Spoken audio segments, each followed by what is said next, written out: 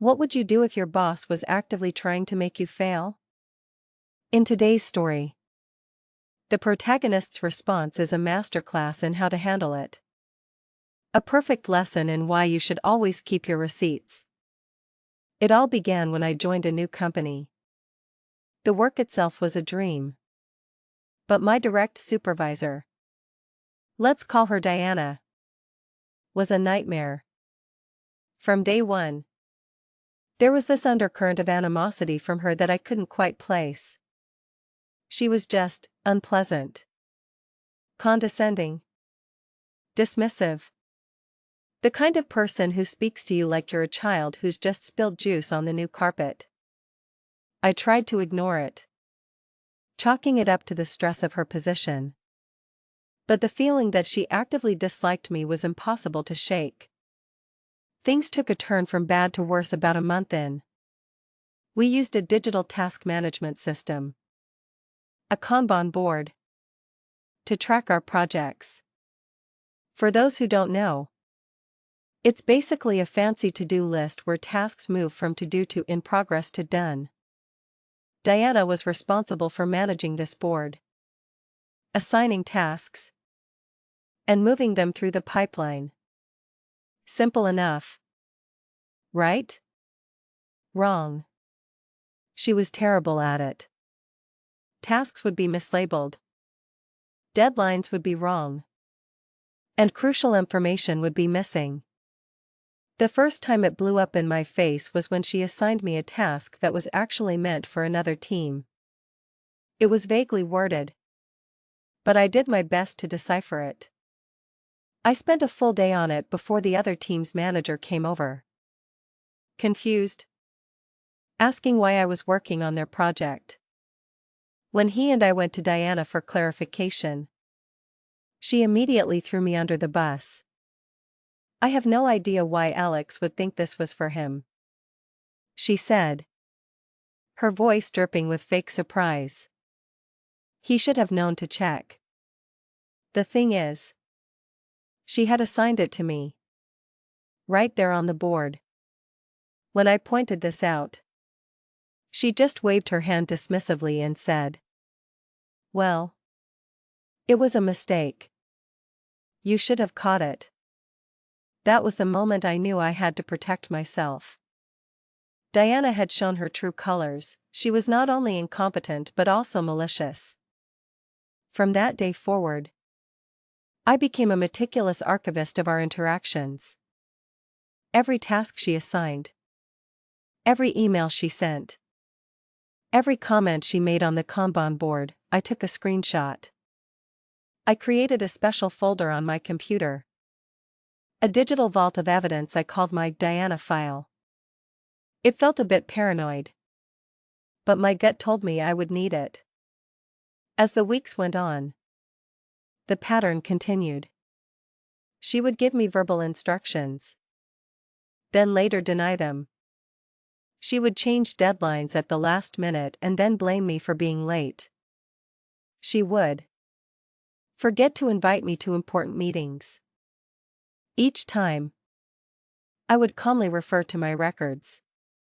An email, a screenshot, a calendar invite.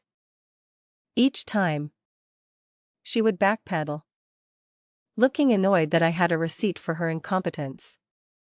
Diana made a foolish decision at that moment, completely unaware that this single act of casual blame would set in motion a chain of events that would lead to her own downfall. She underestimated me, thinking I was just another subordinate she could bully into submission. The final act began when our department was given a massive, company-wide project. It was a huge deal, with a ton of moving parts and a very tight deadline. Diana, of course, was in charge of managing it all. She assigned me what she called the P-level or priority level tickets. These were the most critical pieces of the project, the ones that everything else depended on. She also gave me a ton of smaller, less important tasks, what we called tasks with low Story points, a way to measure effort. I was overloaded. But I was determined not to let her sabotage me. I worked late. I was meticulous. And I made sure every single one of my assigned tasks was completed on time. The day before the project deadline, Diana called a team meeting. She had a list of all the incomplete tasks. And she wanted to know who was responsible. My name was next to a dozen of them. I just looked at her. Then calmly said, "I've completed all of my assigned tasks. They are all in the done column on the Kanban board." She scoffed and said, "Well, they're not done. I'm looking at them right now and they are still in to do." I held my ground. "Diana, I moved them to done this morning. I have screenshots of the completed tasks with timestamps if you'd like to see them." The air in the room grew thick with tension. This reveals Diana's greatest fatal flaw, her arrogance. She was so used to getting her way. So confident in her ability to manipulate the narrative, that she never considered the possibility that someone might be keeping a record of her lies. Her face went pale. She started clicking furiously on her computer, her confident facade crumbling with each passing second. She had been so sure she could pin the project's delays on me that she hadn't even bothered to check the board herself. She muttered something about a glitch in the system and quickly ended the meeting. An hour later, I got a frantic message from her. "I need you to come to the executive boardroom now." I knew this was it. I grabbed my laptop, my Diana file ready to go, and walked into the lion's den. The room was filled with upper management. The CTO, the COO, the big bosses. They all looked incredibly stressed. The project was on fire. And they wanted answers. Diana stood at the head of the table, looking like a cornered animal. She started her speech with a heavy sigh. "Unfortunately, it seems we're going to miss our deadline. There were some performance issues on the team." She looked directly at me. Before she could continue her charade, I spoke up. "That's not entirely accurate," I said, my voice steady. I walked to the front of the room and connected my laptop to the projector. "I can walk you through the completed work."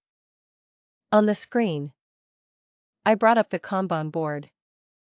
I showed them every single task assigned to me, sitting neatly in the done column. I showed them the timestamps, the attached files, the proof of completion. Then, I opened my Diana file.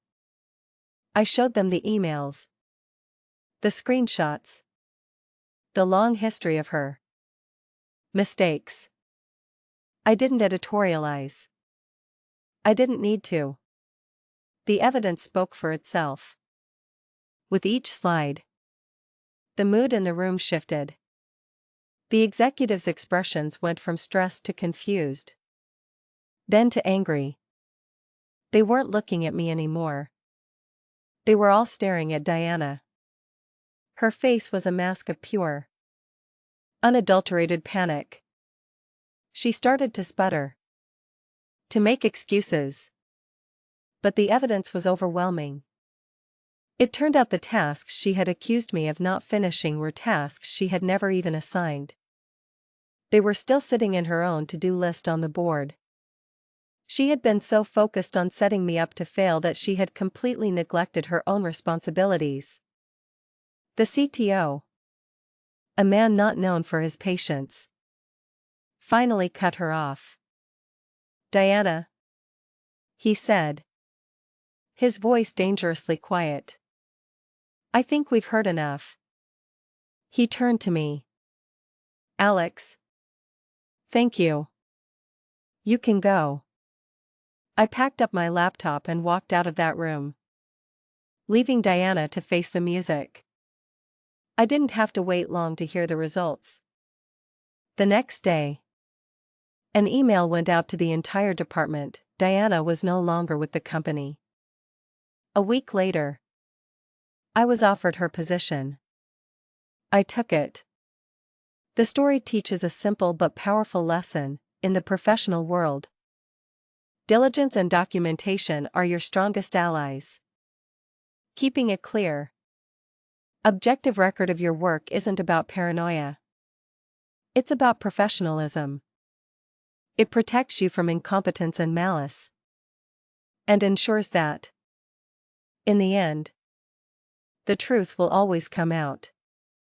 So, let me ask you, have you ever had a boss or colleague who tried to undermine you? How did you handle it? And what did you learn from the experience?